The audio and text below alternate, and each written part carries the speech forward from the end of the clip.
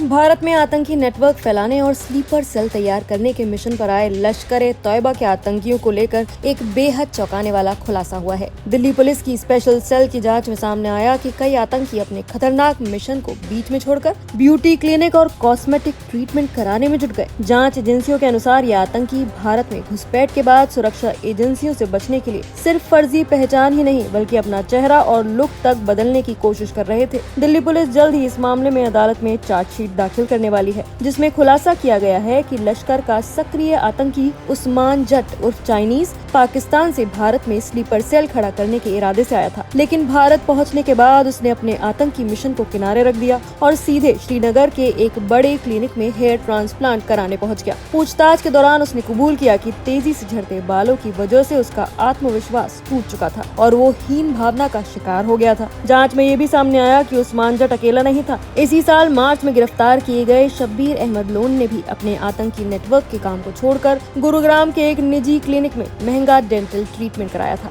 Police के मुताबिक शब्बीर बांग्लादेश में लश्कर का नेटवर्क तैयार करने में जुटा था और भारत में भी मॉड्यूल खड़ा करने की कोशिश कर रहा था। सुरक्षा एजेंसियों का मानना है कि ये सिर्फ दिखावे या शौक का मामला नहीं है, बल्कि इसके पीछे एक बेहद खतरनाक रणनीति भी छिपी हो सकती है। आज दुनिया भर के एयरपोर्ट्स और सुरक्षा एजेंसियां एआई आधारित फेशियल रिकॉग्निशन और बायोमेट्रिक तकनीक का इस्तेमाल करती हैं। ये तकनीक चेहरे के खास हिस्सों जैसे कि जबड़े की बनावट, माथे की सीमा, आंखों की दूरी और नाक के आकार को पहचानती है। ऐसे में हेयर ट्रांसप्लांट, डेंटल सर्जरी या फिर चेहरे की बनावट बदलने वाले प्रोसीजर सुरक्षा सिस्टम को भ्रमित करने में मदद कर सकते हैं। जांच एजेंसियों को शक है कि आतंकी इसी तकनीकी निगरानी से बचने के लिए अपना लुक बदल रहे थे। पुलिस सूत्रों के अनुसार इन आतंकियों ने 26/11 मुंबई हमले के मास्टरमाइंड साजिद मीर से प्रेरणा ली थी। साजिद मीर ने भी पहचान छिपाने के लिए प्लास्टिक सर्जरी कराई थी और लंबे समय तक सुरक्षा एजेंसियों को चकमा देता रहा। अंतर्राष्ट्रीय आतंकवाद की दुनिया में चेहरा बदलकर फर्जी पासपोर्ट के जरिए सीमाएं पार करना पुराना तरीका माना जाता है। जांच में ये भी सामने आया कि शब्बीर लोन के मॉड्यूल से जुड़े लोगों को पश्चिम बंगाल और तमिलनाडु से भर्ती किया गया था।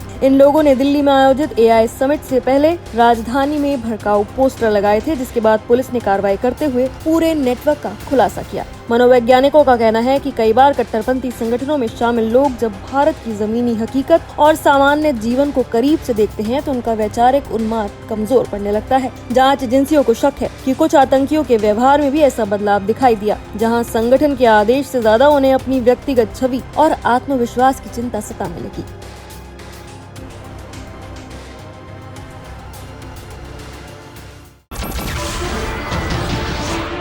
नमस्कार, मैं हूं मानक गुप्ता।